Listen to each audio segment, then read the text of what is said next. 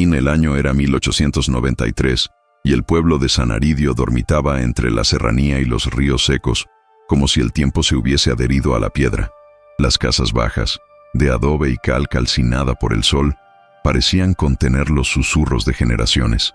A esa hora, antes del alba, el silencio solo era roto por una campana astillada que repicaba desde la capilla. No anunciaba misa, sino un hallazgo, un cuerpo en el viejo lavadero. Elías Muriel, hijo de arrieros, apenas había cumplido 20 años. Su carácter silencioso lo mantenía a distancia de las habladurías del pueblo, pero una obstinada curiosidad le abría puertas que otros dejaban cerradas.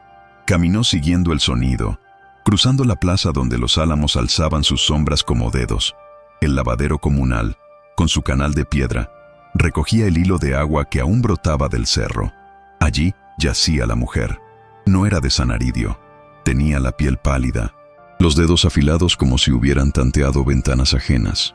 Sobre el pecho, una medalla ennegrecida con la imagen borrada de un santo. La boca estaba abierta, pero no en un gesto de terror.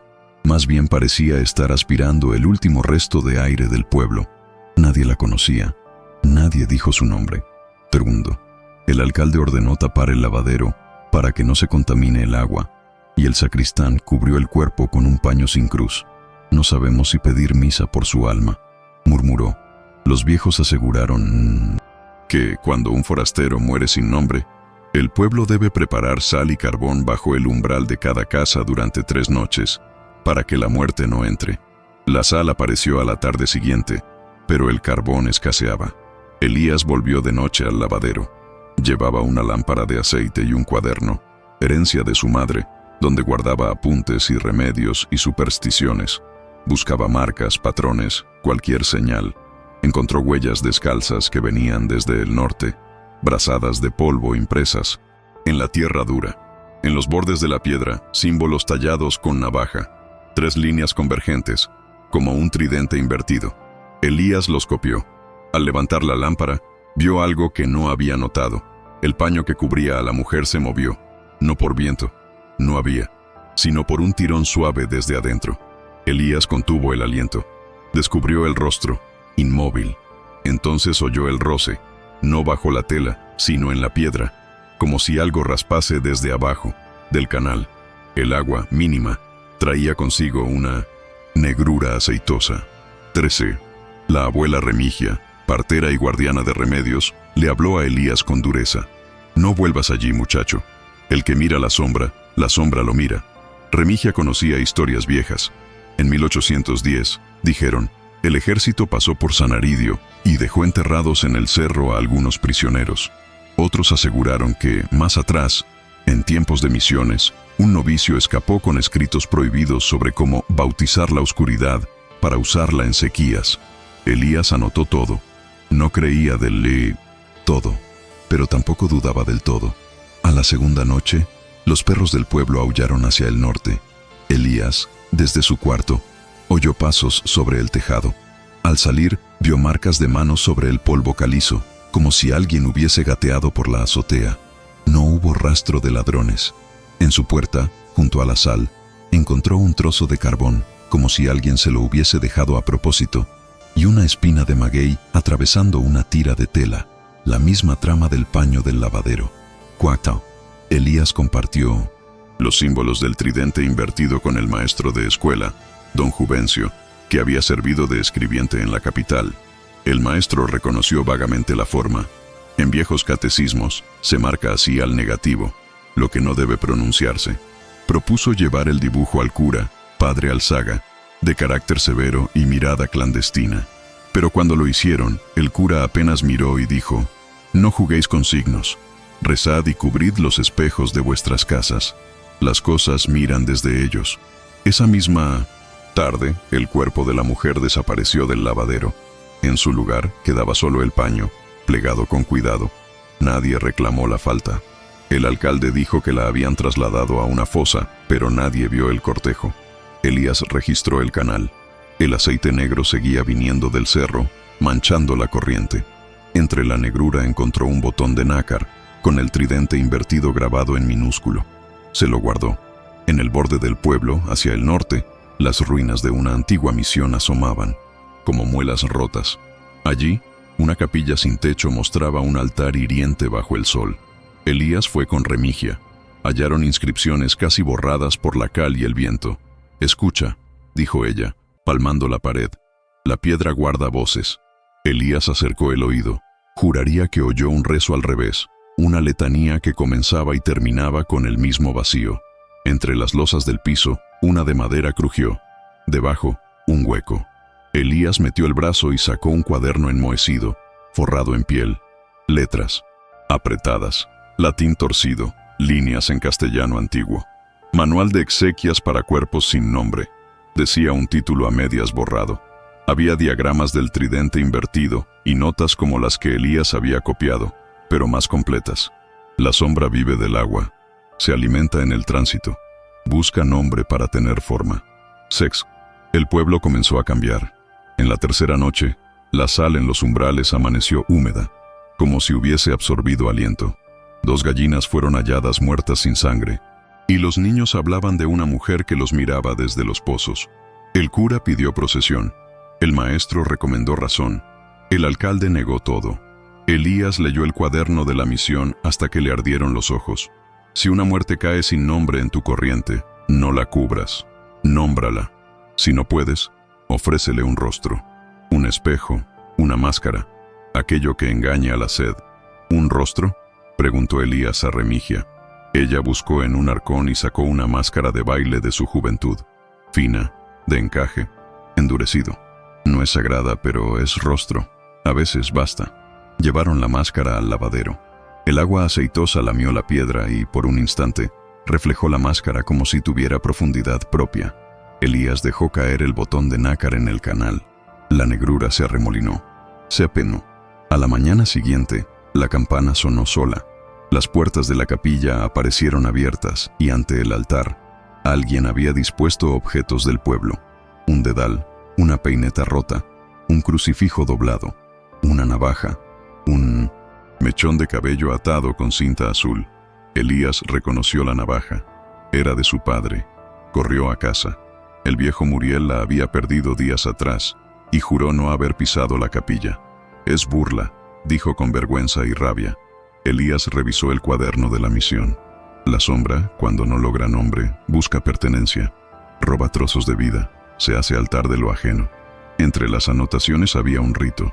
Encender 3 mechas con aceite de lámpara y agua de la corriente, nombrando a los vivos que uno teme. Perder, para que la sombra se conforme con el reflejo y no con la carne. Remigia dudó. Nombrar a los tuyos delante de eso es invitarlo a la mesa.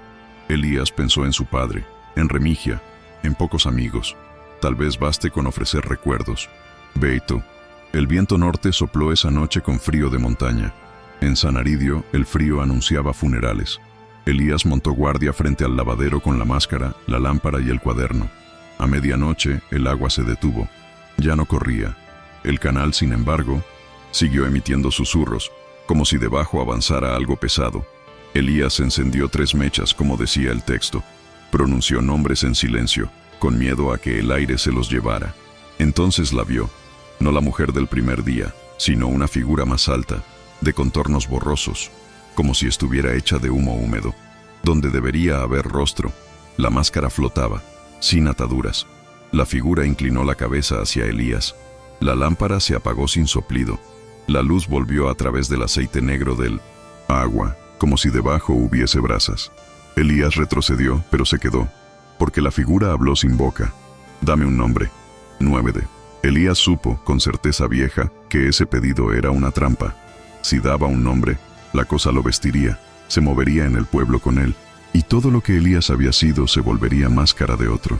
Buscó en el cuaderno otra respuesta. Encontró. Nombra lo que no es. Nombra el vacío. Llama por lo que se pierde.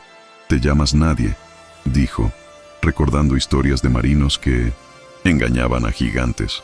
La figura no se movió. «Te llamas hambre», añadió, pensando en los inviernos de sequía. El agua bubujeó. «Te llamas sombra», terminó, y la máscara pareció adherirse a un rostro invisible. Por un segundo, el silencio fue total, como si el pueblo se hubiese quedado sin latido. X. A la mañana, Sanaridio respiró distinto.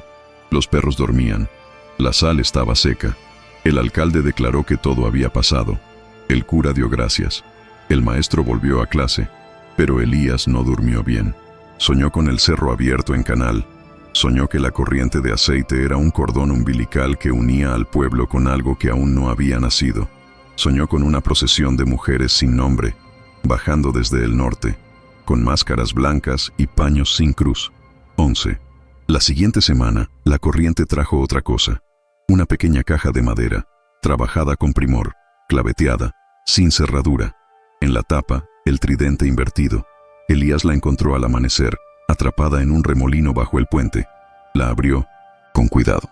Dentro, un mechón de cabello pálido, un diente de leche, un papelito con una plegaria escrita al revés, y al fondo, un retrato de daguerrotipo, la mujer del lavadero. Detrás del retrato, un sello con cera, orden de las aguas reservadas, año del señor de 1791. Don Juvencio blanqueó al ver el sello. «No hablen esto», susurró. Hace 50 años, tal vez más, algunos religiosos crearon cofradías para proteger los pueblos de las sequías, consagrando los cauces a santos que no estaban en el calendario. Creían que el agua guardaba memoria y que podía ser obediente a los nombres. Remigia golpeó la mesa con el puño. Obediente no, vengativa. 12. Al caer la tarde, alguien colgó máscaras de trapo en los álamos de la plaza. No se supo quién. Las máscaras se mecían con el viento leve, mirando la calle. Los niños se rieron, los viejos callaron. Elías tomó una y la acercó al rostro. Desde adentro, el pueblo se veía distinto, como si la luz se quebrara. Le dolieron los dientes, como si hubiese mordido menta helada. Dejó la máscara. Sintió que lo observaban desde adentro de las casas, detrás de cortinas cerradas, como si cada ventana fuese un ojo. 13. Esa noche, un rumor corrió. El padre Alzaga había desaparecido. Su cuarto estaba intacto, la sotana colgada, su breviario abierto en la mesa. En la pared, detrás del crucifijo, una marca con tinta, el tridente invertido. Junto al libro, el papelito de la caja, con la plegaria al revés. Elías, Remigia y el maestro observaron el cuarto. La ventana daba al norte. En el alféizar, granos de sal húmeda. El que desobedece a su santo, pierde la voz, recitó don Juvencio, como si citara un texto viejo. 14. Elías propuso subir al cerro esa misma noche. Remigia aceptó, con la condición de llevar campanas pequeñas amarradas a los tobillos, para que lo que camine sin pies no se escuche y no se acerque. Subieron siguiendo el hilo del canal. A mitad de camino, entre jarillas, hallaron piedras alineadas marcando un sendero que no era de cabras. Al final, una cueva de boca angosta, respirando aire frío. El agua aceitosa nacía de allí, goteando como sangre vieja. Entraron a gatas con lámparas. Las paredes estaban cubiertas de marcas, manos negras, trazos del tridente invertido, números romanos, nombres en latín y en castellano, fechas, 1791, 1810, 1848, 1866. Caían gotas sobre el aceite en el suelo, y donde caían, formaban ojos inmóviles. En el fondo, sobre un altar de piedras, descansaba otra caja, mayor, sellada con cera, y sobre ella, clavada una nota con hierro. Cuando falte un nombre, ofrecid el vuestro en promesa. El agua no tolera el silencio. 15. Promesa no es entrega, dijo Remigia, temblando, pero es borde. Elías entendió. Si prometía su nombre a la sombra para mantenerla quieta, quizá la corriente de aceite cesaría, quizá el padre Alzaga volvería, quizá la mujer encontraría descanso. Pero prometer era también atar un hilo. Las promesas al oscuro no caducan, advirtió el maestro. Elías miró su cuaderno. Había venido hasta allí por curiosidad. Ya no, ahora estaba metido hasta los hombros. Abrieron la caja. Dentro había pañuelos con sangre seca, dedos de cera, más retratos, una lista de nombres que el aceite se comía por los bordes. Aquí los han ido dando, dijo Remigia, no sin lágrimas, y el pueblo ha seguido teniendo agua. 16. Elías cerró los ojos. Pronunció su nombre en voz baja, no para la cueva, sino para su propia memoria.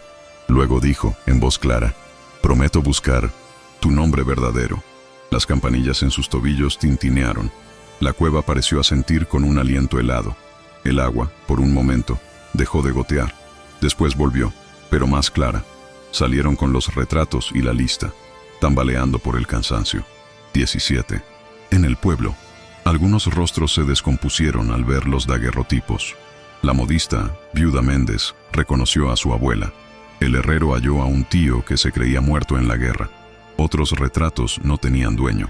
Elías clavó los que nadie reclamó en la pared de la capilla, formando un mosaico de miradas en blanco y negro. Frente a ellos, colgó la máscara de encaje. El pueblo, por primera vez en días, durmió sin perros inquietos. 18. Al amanecer, el padre Alzaga apareció sentado en el primer banco de la capilla, con las manos negras de aceite, mirando la máscara. No habló en todo el día. Al atardecer, escribió en una hoja: no pidan más. Damos desde hace generaciones. Si no damos, el agua se seca, y con ella, el pueblo. Elías lo leyó sin rabia, con un cansancio antiguo. No se negocia con sed eterna, replicó, pero nadie lo oyó. 19. El tiempo en Sanaridio se hizo espeso, las noches más largas, la sal más gris. A veces, el agua corría limpia, a veces, más negra que antes. Elías comenzó a soñar con nombres. Soñaba que abría la boca y salían pájaros de tinta. Soñaba que su voz no hacía palabras, sino sombras que se pegaban a las paredes. En cada despertar, escribía lo que recordaba en su cuaderno, con la letra inclinada de su madre. A los pocos días, encontró, entre sus apuntes, una frase que no recordaba haber escrito. Nadie dijo su nombre. 20. Fue entonces cuando el pueblo votó en secreto una solución: organizar un bautizo, no de niño, sino de sombra. Reunirían a los viejos, juntarían todos los retratos, y el cura, aunque no hablara, oficiaría con gestos. Le darían un nombre al agua, uno que pudiese atarse a la campana de la capilla, para llamarla cuando hiciera falta y dormirla cuando se alzara. Elías se opuso. Nombrarla es invitarla a sentarse a nuestra mesa para siempre. La mayoría no quiso oírlo. La noche del bautizo, el pueblo desplegó velas en la plaza. Las máscaras colgaban de los álamos como estrellas pobres. Elías, obligado por su promesa en la cueva, asistió. El cura elevó el cuenco con agua del canal. En el fondo, una sombra se movía, pequeña, como un pez. La campana sonó una vez, sola, y otra vez, y otra. Elías sintió un tirón en el pecho, como si un hilo se tensara desde la cueva hasta su corazón. El viejo Muriel, su padre, posó una mano en su hombro. «Hijo», empezó, y el aceite en el cuenco subió como humo, y tomó la forma de la máscara de encaje. La plaza cayó. El cura señaló la campana. Los viejos abrieron la boca para pronunciar un nombre. Elías, con voz que no sabía de dónde venía, dijo: «No». La campana cayó al suelo, sin romperse. El aceite del cuenco se derramó hacia atrás, contra el viento, subiendo en arco hacia el campanario, como si obedeciera a una gravedad extraña. Las máscaras de trapo giraron todas a la vez y miraron a Elías. Por un segundo, el pueblo entero fue un solo ojo. La oscuridad, compacta, habló sin sonido. «Prometiste». Elías apretó el cuaderno. Recordó su promesa exacta. «Prometo buscar tu nombre verdadero». No había prometido darlo. No había prometido entregarse. «Cumplo buscando», dijo en silencio. «No entrego». La sombra no respondió. El viento heló la noche. En el campanario, el aceite formó un rostro sin rasgos. Y, lentamente, se disolvió. Las velas se apagaron sin humo, quedando mechas encendidas como brasas. La procesión se rompió en murmullos. Nadie quiso mirarlo de frente. 21. Desde entonces, a veces el agua corre clara y a veces no corre. A veces, la campana suena sola. A veces, el padre Alzaga recupera la voz un instante para decir solo una palabra: nombres. A veces, la abuela Remigia coloca sal fresca en el umbral y canta una nana sin letra. Y a veces, muy tarde, Elías sube solo al cerro, con las 5 campanillas en los tobillos, para escuchar si la cueva respira. En su cuaderno, bajo todas las notas, ha escrito: «Si un día dejo de escribir, que otro lea. No busquen mi nombre en la lista, porque la lista sigue creciendo. El papel de la caja se deshace por los bordes y los nombres se empastan en negro. Y sin embargo, entre las letras disueltas, aparece una y otra vez una frase clara, como si alguien la repasara cada noche con paciencia. Nadie dijo su nombre. 2012. Final abierto. 1. Tarde sin viento. Los álamos de la plaza no se movieron, pero sus sombras sí. Elías miró la pared de la capilla. Los retratos se habían cambiado de lugar sin manos. Donde antes estaba la mujer del lavadero, ahora había un espacio vacío, un rectángulo de cal más blanca. La máscara de encaje ya no colgaba del clavo. El canal, sin embargo, sonaba. Un hilo de agua bajaba del cerro con rumor de pasos sobre grava. Elías cerró su cuaderno y fue hacia el lavadero, sin lámpara. Lo esperaban 3 cosas: la máscara sobre la piedra, recién lavada, un espejo pequeño, empañado, y en el charco, la luna todavía de día, como una moneda sumergida. Al inclinarse, vio una frase escrita en el vaho del espejo que se borraba con rapidez imposible. «Dame tu nombre». Elías sonrió, cansado y joven, como se sonríe a un viejo pariente que ya no se puede cambiar. No respondió. En vez de eso, dejó sobre la piedra su cuaderno abierto por la primera página en blanco. El agua, obediente a nada, siguió corriendo.